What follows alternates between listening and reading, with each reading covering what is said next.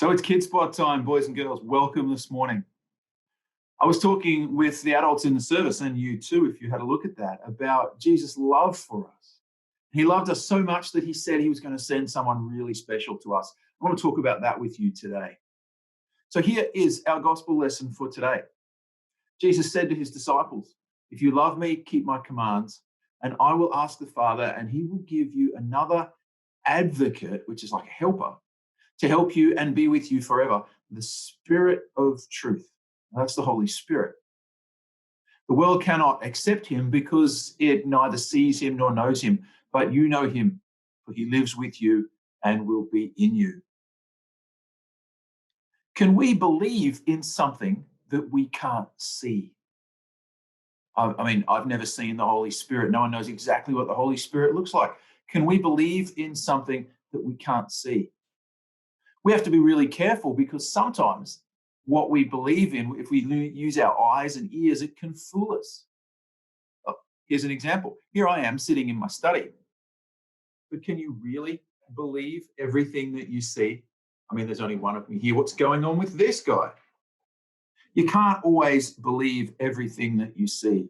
I'm not right now underwater, even though it might look like it. I'm not standing on Dolby's main street, even though it looks like that. I'm not, and this is a great one, I'm not on a tropical beach enjoying the breeze in the sun, even though I might like to be. No, sometimes what we think we can see and hear can fool us. Can we believe in something we can't see? Some people say Christians are silly because they think they can believe in something that they can't see. But I want to go on a journey to a bit of a different place and talk to you about a very scientific thing. So here we are in outer space. We're not really.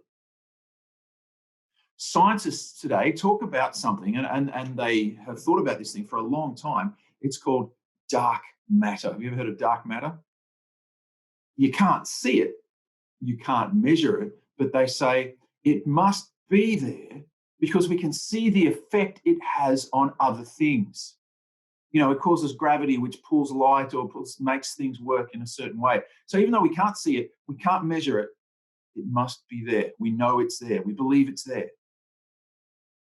This is really no different to Christians who believe that God is there, even though we can't see him or measure him in some way, and that the Holy Spirit, who Jesus promised to send, is real.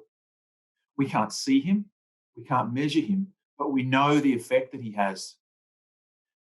We know the effect that he has because we've seen it for over 2,000 years now. In 2 weeks' time, we come to a very special time in the life of the church. It's called, if you can see that, Pentecost Sunday. Now, Pentecost just means 50 days because it happens 50 days after Easter. But Pentecost Sunday is the birthday of the church. And it's when, in a really special way, the Holy Spirit came to a room full of disciples and made them do things that there's no way they could do on their own. It's really, really miraculous and special. Now, here we have this symbol for the Holy Spirit, and we often talk about the Holy Spirit like a dove because of the part in the Bible when Jesus was baptized, when it says the heavens were opened and the Spirit descended on him in the form of a dove. But I think we get that a little bit wrong. It doesn't mean he literally looked like a bird. It means that just like a bird flits around and is hard to catch and hard to kind of hold still, the Holy Spirit was not a real solid thing that was easy to go, well, there it is.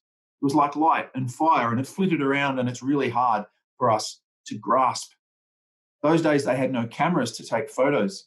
No one could draw what the Holy Spirit looked like, so we don't know. But this is the closest we could get. And so we use this symbol to help us understand the Holy Spirit is like a dove. What does the Holy Spirit do? Why did we need him? As much as your mum and dad are so smart, and so are mine, and adults do such a good job, we still, believe it or not, we still muck things up. We still get things wrong. We still have our own weaknesses, and we still have times when we don't think about the best things and do everything as best we can. We call it sin.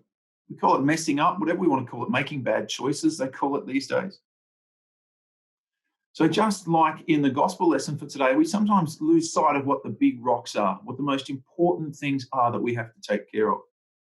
You know, I don't think there's any way that there could still be a church 2,000 years after Jesus died and rose again if it wasn't for the power of the Holy Spirit. It's the things we can't do, where we are weak, when the Holy Spirit comes in and gives us the power to be God's people.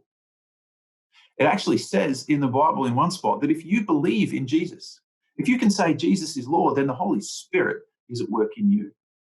Isn't that wonderful to know that he's with us all the time? We're going to hear a little bit more about the Spirit of God as we move towards Pentecost Sunday. It's a really special time in the church to celebrate the birth of the church and the gift of the Holy Spirit. We're not going to be able to celebrate it together as we always have. We're going to have to keep doing it in isolation through these services. But we can still celebrate, just like we celebrated Easter, just like some of you are celebrating birthdays when you're at home. So stay tuned for more of our Kids Spot talks, and we'll look forward in a few weeks' time to a birthday party for the church when we celebrate the gift of the Holy Spirit on Pentecost Sunday. Bless you guys. See you later.